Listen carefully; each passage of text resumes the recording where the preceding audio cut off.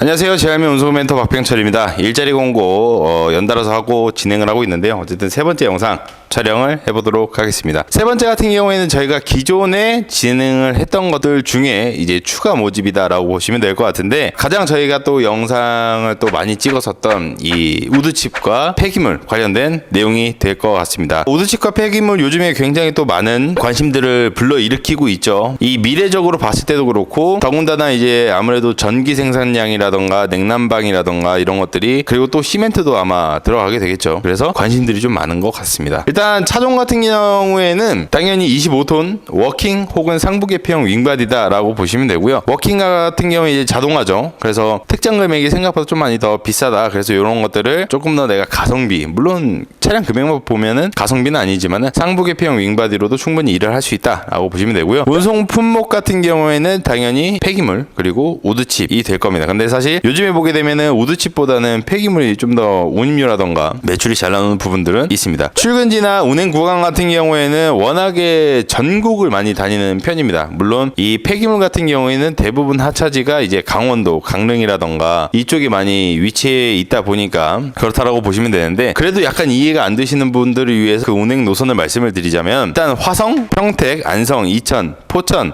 이런 데서는 동해로 바로 간다라고 보시면 될 것 같고요. 이럴 때는 보통 하차지가 이제 쌍용, 한라, 그리고 산표 시멘트가 되겠죠. 그리고 전라도 지역 같은 경우에는 군산, 익산, 당진, 당진은 전라도가 아니죠. 이런 쪽에서 영월이라던가 넘어가는 노선들도 있고, 경상도 같은 경우에는 경주나 대구, 그리고 간혹 노선들 찾아보면 이제 울산이나 이런 데서 이 해안도로를 따라서 동해로 넘어가는 경우들도 있거든요. 그렇게 해서 노선이 있다라고 보시면 될 것 같습니다. 우드칩이라던가 폐기물 쪽 특히 많이 해보신 분들, 혹은 이제 주변에 좀 해보신 분들을 보시게 되면 강릉이나 동해 넘어갔다가 다시 나올 때 짐이 없다라고 이야기하시는 분들이 많은데, 매번 잡기는 힘들지만은 그래도 간간히 잡아줘서 공차 거리를 상당히 줄여주는 부분들이 사실 원청사의 능력이다라고 보시면 되는데, 이런 부분들은 해당 원청이 충분히 가능하니까 그런 것들은 현장에서 직접 보시면 될 것 같습니다.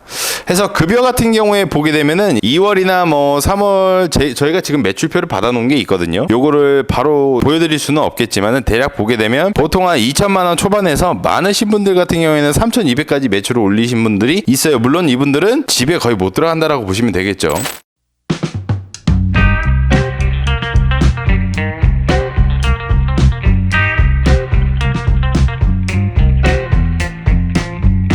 촬영을 마치고 나서 이제 저희가 영상 편집을 하고 업로드하는 과정 속에서 이 기존에 거래했던 원청 중에 한 곳이 추가적인 노선을 저희한테 이야기를 해주면서 그 부분을 중간에 잠깐 추가 촬영을 한다는 점 알아주시면 좋을 것 같습니다. 새로운 노선 같은 경우에는 충청도에 계신 분이거나 아니면 전라도에 계신 분이면 조금 더 좋은 소식이 될 것 같아요. 노선 같은 경우에는 두 가지 노선이다라고 보시면 될 것 같고요. 하나는 청주 시내발이 라고 보시면 되는데, 이 음성이나 진천 라인 쪽에서 이제 움직이게 되고요. 중간에 시내발이라고는 하지만은 강원도권을 또 넘어왔다 갔다 할 수도 있다라고 보시면 될 것 같아요. 그래서 강원권이 충청도쯤에서는 수도권보다는 훨씬 더 거리가 가깝기 때문에 거리상으로는 좀 더 많은 이득을 볼 수 있지 않을까 생각을 하고요. 회전당 60만 원 정도의 운임료가 맞춰질 것 같습니다. 그러면 하루에 저희가 시간 계산이나 아니면 돌아가는 스케줄을 한번 보니까 2회전 정도가 가능할 것 같고요. 그러면 하루에 120에서 130만 원 정도의 매출을 보일 수 있다 라고 할 수 있을 것 같습니다. 시내발이로 해서 짧게만 움직이는 차량이 있고요. 그리고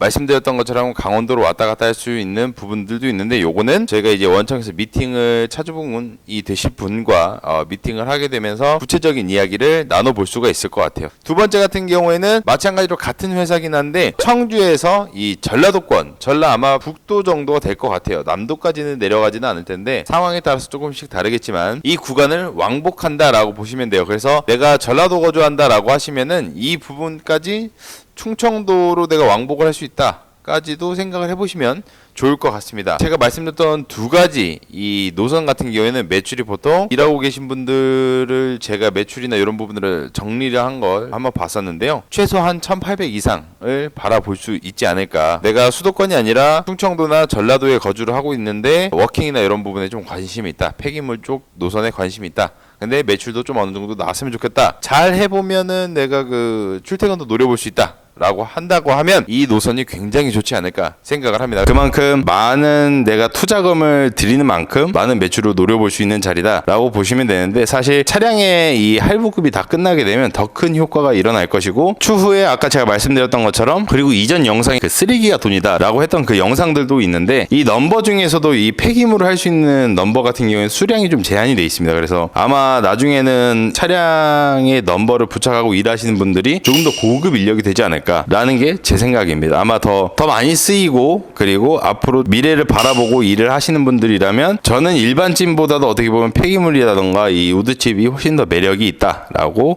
생각이 됩니다. 아까 제가 첫 번째랑 두 번째에서 말씀드렸던 것처럼 원청사와 화주의 계약서나 이런 부분들을 확인해라 라고 말씀을 드렸는데, 사실 폐기물이나 우드칩 같은 경우에는 화주와의 계약서라는 게 딱히 없기는 합니다. 뭐 칩 같은 경우에는 약간 또 케바케의 성향을 좀 타긴 하지만, 어쨌든 현장에서 그래서 직접 봐야 되고, 운임료가 내려오는 것들이 타 회사라던가 아니면은 다른 공고라던가 이런 것들과 비교해 보시면 결과치가 바로 나오는 거니까요.